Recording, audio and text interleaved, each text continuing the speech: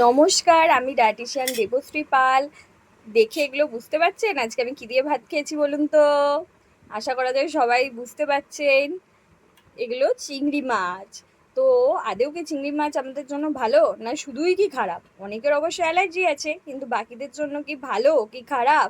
আজকে চিংড়ি মাছের হেলথ বেনিফিটস নিয়ে বলবো যে এটা আমাদের জন্য ভালো কি খারাপ। তো একটুখানি খেয়েও দেখাচ্ছি, যেমন খেয়ে দেখাই আপনাদের। টেস্টি। আমার তো চিংড়ি মাছ ভীষণ ভালো লাগে। আপনাদের কি ভালো লাগে? অবশ্যই আমাকে জানাবেন।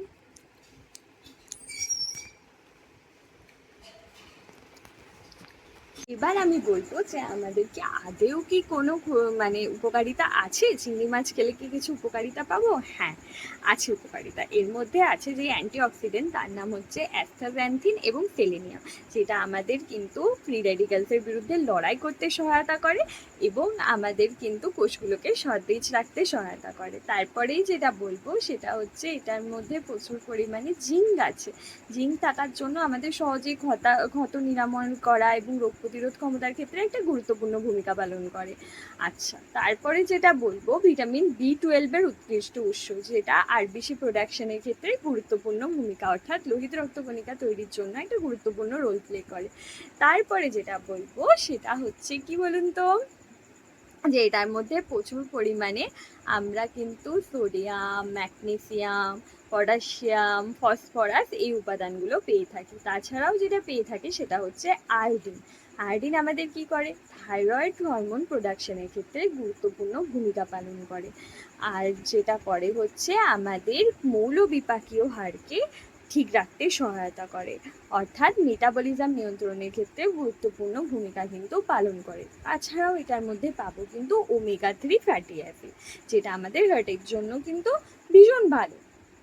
তাছাড়া যেটা বলবো যে কি কিন্তু এটার ক্ষেত্রে কিছু লিমিটেশন আছে। যাদের ধরুন অ্যালার্জির ধাত আছে তারা কিন্তু জোর করে খেতে যাবেন না। অনেক সময় মুখ ফুলে যাওয়া, চুলকানো, এরকম নানান ধরনের সমস্যার সম্মুখীন হতে হয়।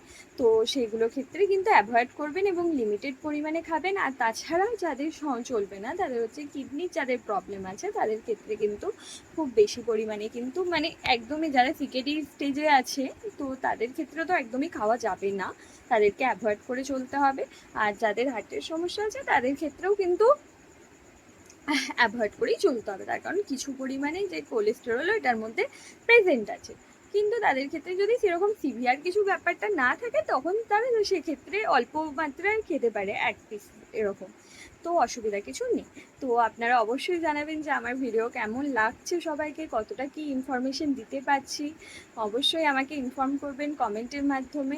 আর অবশ্যই নিজেদের জন্য যদি প্রপার ডায়েট চার্ট পেতে হয় অবশ্যই আমার সাথে কিন্তু যোগাযোগ করবেন। আজকে এই পর্যন্ত, আবার নতুন কিছু নিয়ে আসবো।